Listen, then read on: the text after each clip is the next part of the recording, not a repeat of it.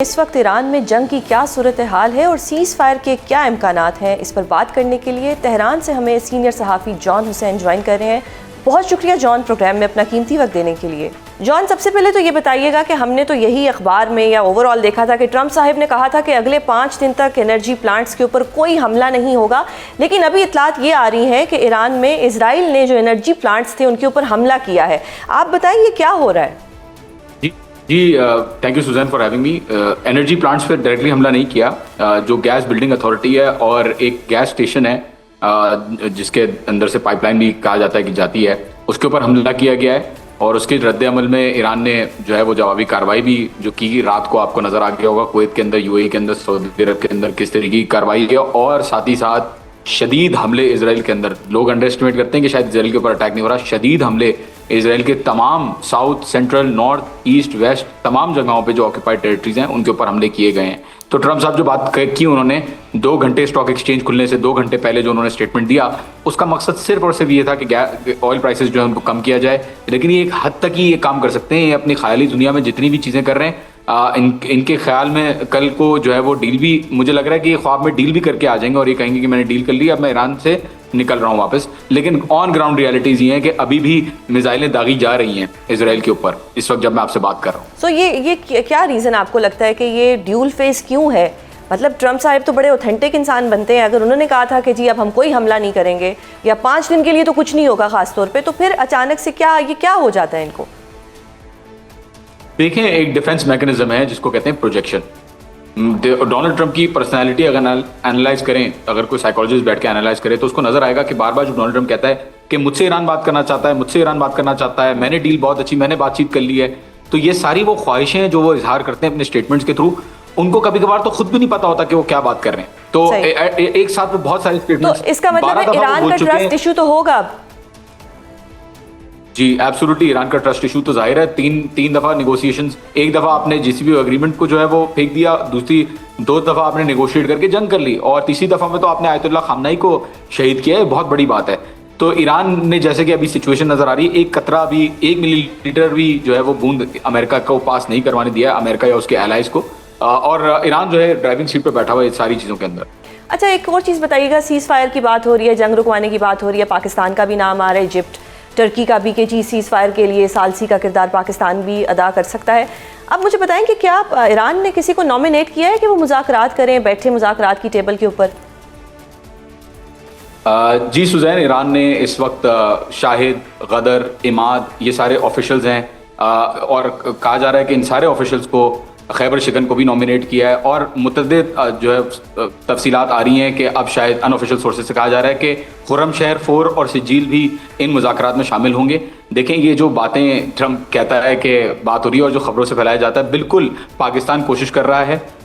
सालिसी नहीं कहूँगा मैं, क्योंकि सालिसी में दोनों पार्टीज को अग्री होना पड़ता है। सहूलतकारी पाकिस्तान करने की कोशिश कर रहा है। डार साहब से भी बात हुई है, फॉरेन मिनिस्टर की, अजरबैजान से भी बात हुई है, तुर्की से भी बात हुई है, ओमान से भी बात हुई है, रशिया से भी बात हुई है, इजिप्ट से भी बात हुई है और बिल्कुल कोशिश कर रहे हैं ममालिक कि किसी तरीके से जो है वो ईरान को अमेरिका के साथ टेबल पे लाया जाए।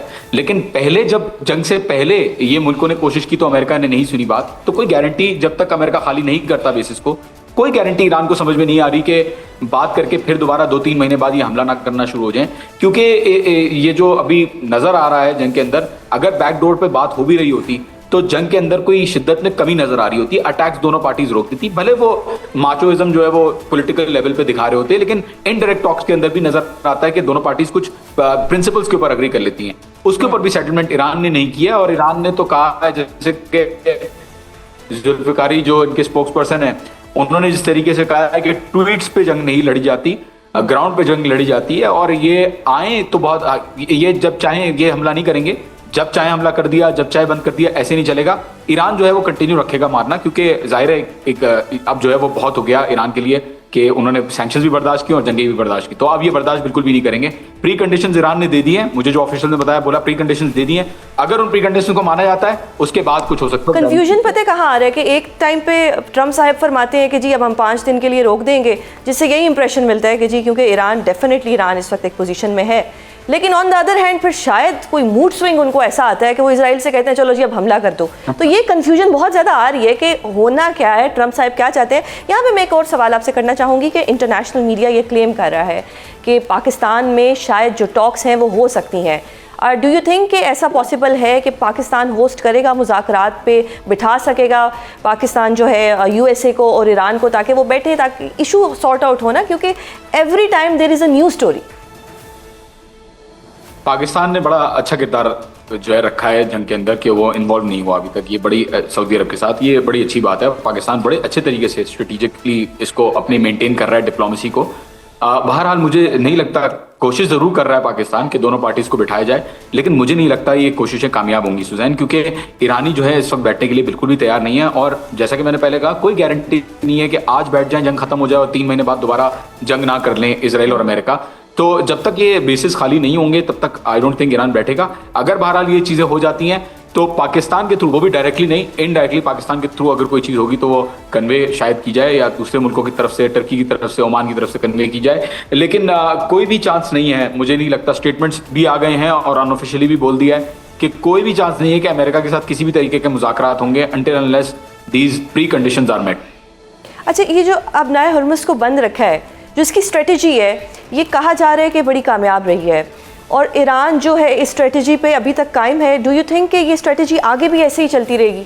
देखिए, आपने हर्मुज़ को ईरान ने बंद नहीं किया है, कंट्रोल किया हुआ है वेरी स्मार्टली। ईरान की तेल की एक्सपोर्ट्स हिस्ट्री में जितनी, जंग से पहले 1970s में जितना, उसके बाद भी जितना भी तेल बेचा, उससे ज़्यादा तेल अभी ईरान बेच रहा है डेली बेसिस पर। अगर कैलकुलेट करें तो उससे ज़्यादा तेल ईरान बेच रहा है इस वक्त। और स्ट्रेट ऑफ हर्मुज़ पे जहाँ तक कंट्रोल रखने की बात करें तो ईरान के पास ना सिर्फ मिसाइल्स और ड्रोन्स हैं, बल्कि मिसाइल्स और ड्रोन्स को हम लोग हटा देते हैं चलें।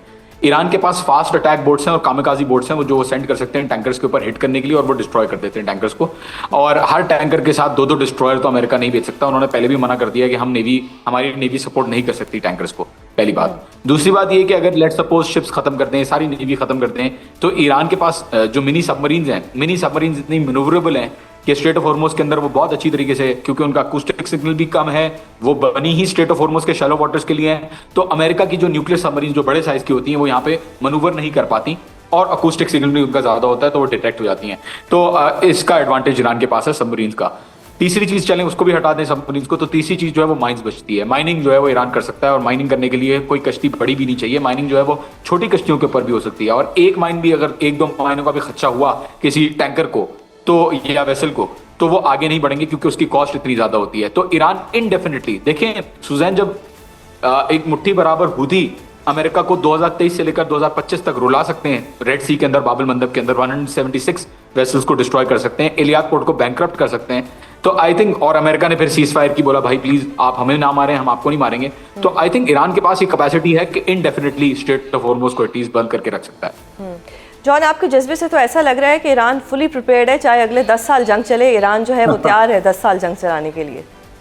देखिए हम लोग को एज जर्नलिस्ट हम लोग को हक़ाइक़ बताने चाहिए, और बिल्कुल हक़ाइक़ बताने चाहिए, और लेकिन साथ साथ हम इंसान भी हैं। जज्बात अपनी जगह होते हैं, अलग रखते हैं जज्बात को। मैं जो बात करूंगा वो फैक्चुअली करूंगा, हक़ाइक़ के ऊपर, दलील के ऊपर बेस करने की कोशिश करूंगा, लेकिन इससे आई थिंक जज्बात से आई थिंक ताल्लुक नहीं है हक़ाइक़ का।